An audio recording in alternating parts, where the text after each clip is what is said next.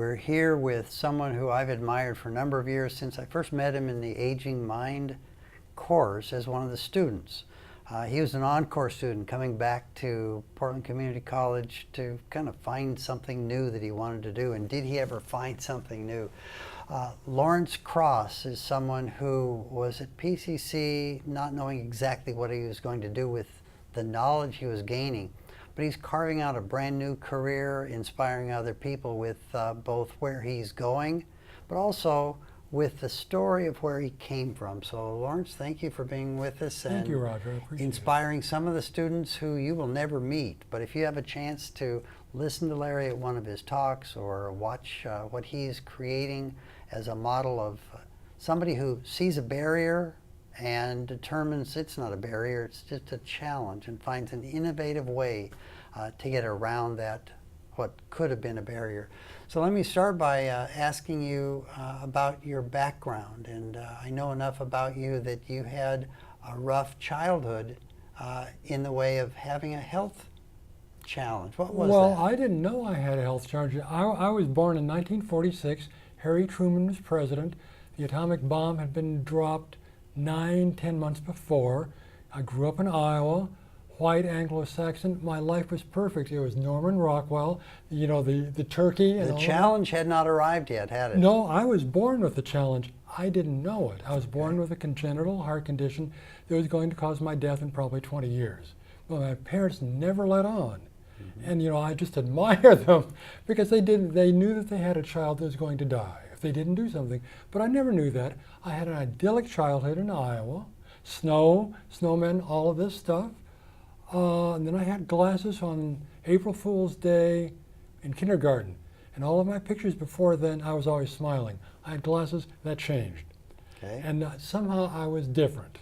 All right. And I was always the last to be chosen. But we kept going to doctors. And so finally I had open heart surgery in 1959. So a machine. So you're how old at that time? I was 12. 12 years old, okay. 6th grade.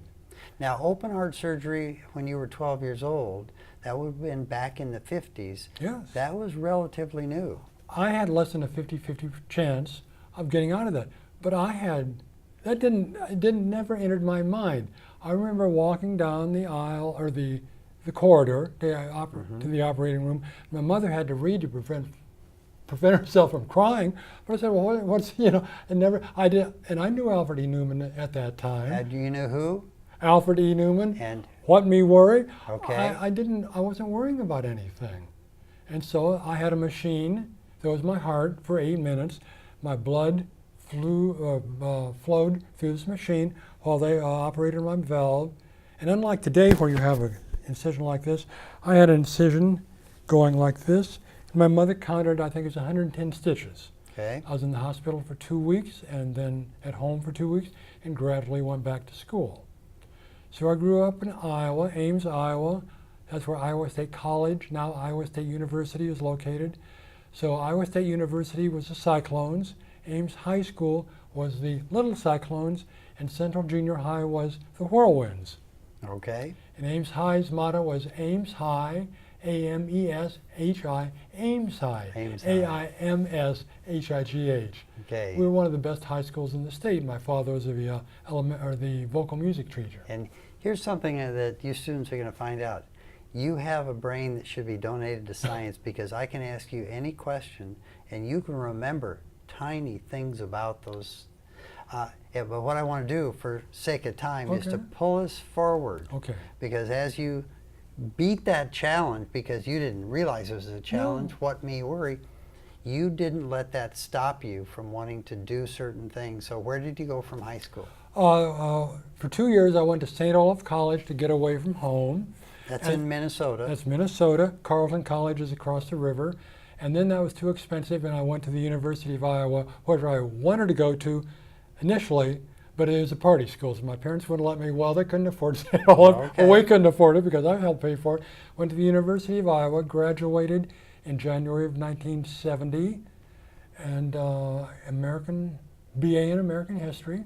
I loved it. It was a very liberal arts college, so there's poets, the Iowa Writers Workshop, nationally Still known. famous. So It was just an exceptional environment. I like the places, but it's too cold.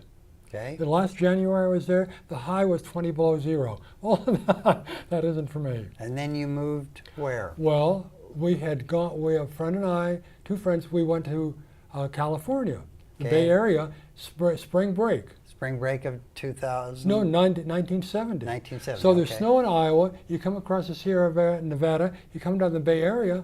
Potassium were in bloom. Smelled like cherry or orange blossom in the street of Berkeley. I said, I'm going to move here. You said it's paradise. It's paradise. The streets of Berkeley. We're paradise. Does that give This- us a clue to where our next segment's going to take Well, us? the next segment was I went to the University of Oregon for 1 year, earned a master's in library science, and this friend and I and his wife and her friend had full rides to UC Berkeley to get a doctorate.